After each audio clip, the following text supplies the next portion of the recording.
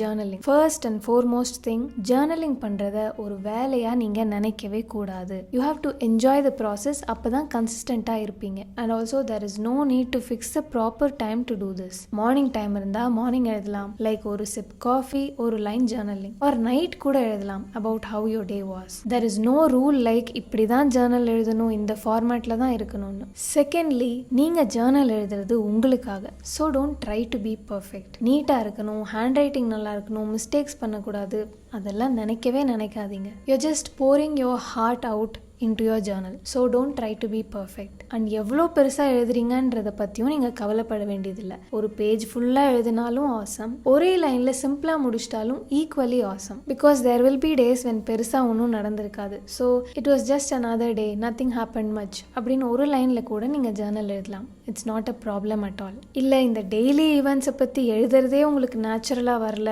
கம்ஃபர்டபுளாக இல்லைன்னா you can try using journaling prompts. அதாவது ஒரு ஸ்பெசிஃபிக் டாபிக் பத்தி, ஒரு ஸ்பெசிபிக் கொஸ்டினை பத்தி ஜேர்னல் பண்றது. For example, one thing that I'm grateful for today, or how much I value my best friend, or letter to your future self or younger self. இந்த மாதிரி random டாப்பிக்கை select பண்ணி அதை பத்தி நீங்க ஜேர்னல் பண்ணலாம். அவ்வளவுதான். ப்ராக்டிஸ் பண்ண பண்ண எப்படி ஜேர்னல் எழுதணுங்கிற ஐடியா உங்களுக்கு பெட்டரா கிடைக்கும். And when you do this regularly and every day, it's going to transform your life.